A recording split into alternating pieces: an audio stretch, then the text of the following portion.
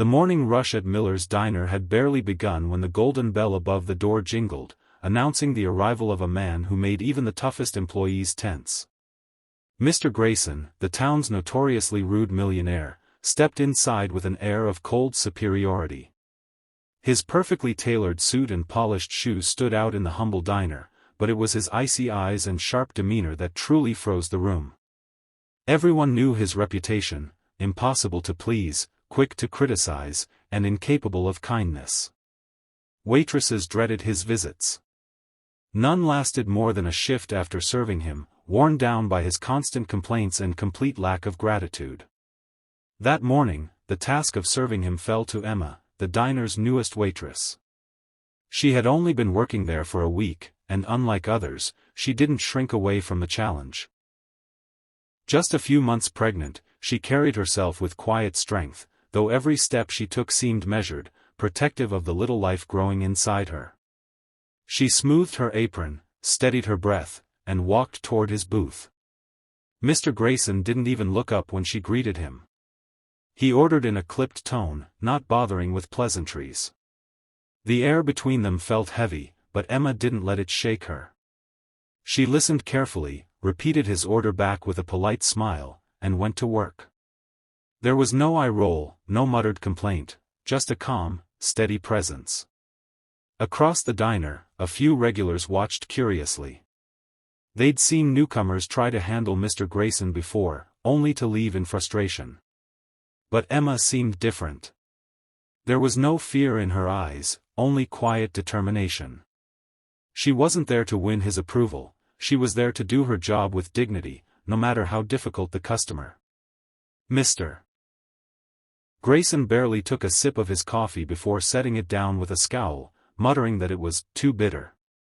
Moments later, he poked at his plate, declaring the eggs too cold and sighing loudly about how slow the service was. His voice carried across the diner, sharp enough to make other customers glance over in discomfort. But Emma didn't react the way so many before her had. There was no tightening of the jaw, no defensive tone, just a gentle nod as she stepped forward, coffee pot in hand. "I'll fix that for you right away," she said, her voice warm and even. She poured the steaming coffee into his cup, the aroma rising between them like a fragile truce. Her movements were deliberate and unhurried, a quiet contrast to his restless impatience. Emma wasn't slow out of carelessness, each step was measured, her balance steady, her free hand resting lightly on her belly as though shielding her unborn child from the world's harsh edges. She carried his plate back to the kitchen, replacing it without fuss, and returned moments later with fresh eggs, their steam curling upward. She set them down gently, her smile unwavering. For Emma, this wasn't just about surviving a difficult customer, it was about holding on to her own peace, refusing to let someone else's bitterness seep into her spirit. Mr. Grayson watched her for a fleeting second, as though puzzled by her calm. Most people mirrored his mood, escalating the tension. But Emma, she seemed untouched by it, anchored by something deeper, perhaps love for the life inside her, perhaps a quiet belief that kindness cost her nothing but could change everything. In that moment, though he'd never admit it, she had disarmed him without a single argument. By the third time Mr. Grayson walked into the diner that week, the routine felt familiar, his curt nod, his precise order, his usual critique. Emma approached his booth with the same steady composure, balancing a plate in one hand and a small tray in the other.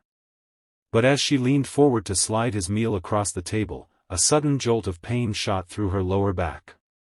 Her breath caught, and for a split second, her smile faltered.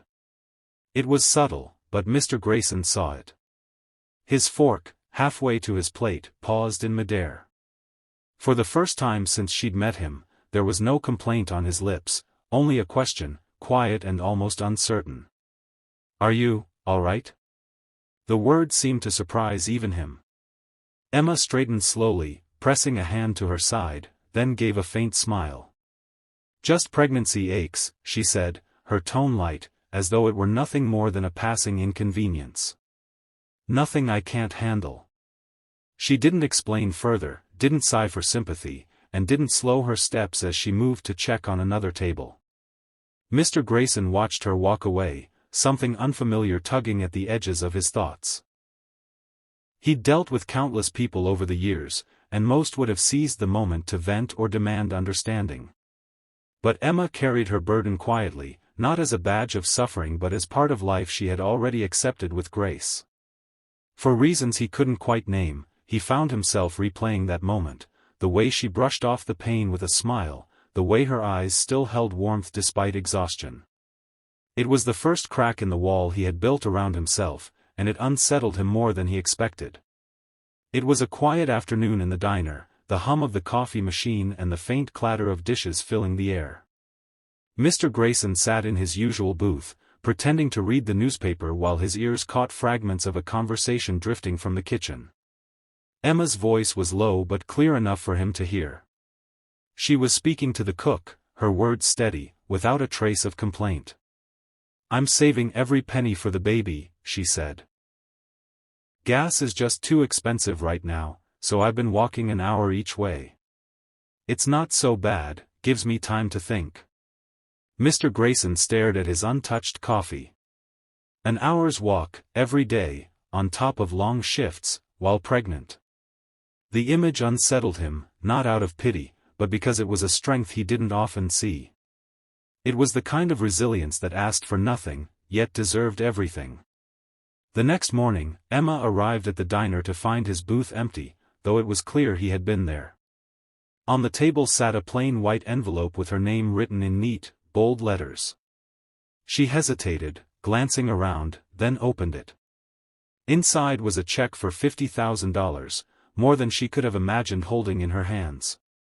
Alongside it was a small folded note, written in the same steady handwriting. "For you and the little one. You reminded me what real strength looks like. Grayson." Emma's breath caught as her eyes filled. She clutched the envelope to her chest, feeling a warmth that went far beyond the money. Somewhere beneath his cold exterior, Mr. Grayson had found a crack, and through it, humanity had slipped back in. Emma stood behind the counter, the envelope still tucked safely in her apron pocket, her mind reeling from what had just happened. She kept replaying the words on the note, feeling their weight in a way that went deeper than the numbers on the check. It wasn't just generosity, it was something more, something human. Later that afternoon, the golden bell above the diner door rang again. She turned, half expecting another customer, but there was Mr. Grayson, walking in without his usual air of impatience. His steps were slower, his eyes softer. Instead of sliding into his booth without a word, he approached the counter. "I hope I'm not too late for another cup of that bitter coffee," he said, and for the first time, there was the faintest hint of a smile. They talked. Not about the food, not about complaints, but about life. Piece by piece, he opened up, revealing a part of himself no one in town had seen. Decades ago, he had lost his wife and unborn child in a car accident. The grief had hollowed him out, and bitterness had been his armor ever since. But Emma's quiet strength, her refusal to be hardened by life's struggles, had reminded him of what he had once cherished. From that day forward, Mr. Grayson wasn't just another name on the diner's order slip. He became part of its heart. He'd sit by the window with his coffee, sometimes reading, sometimes just talking with Emma. The diner, once just a stop for breakfast, became a place where two people, one at the start of motherhood, the other rediscovering the meaning of family, found healing in the simple exchange of kindness.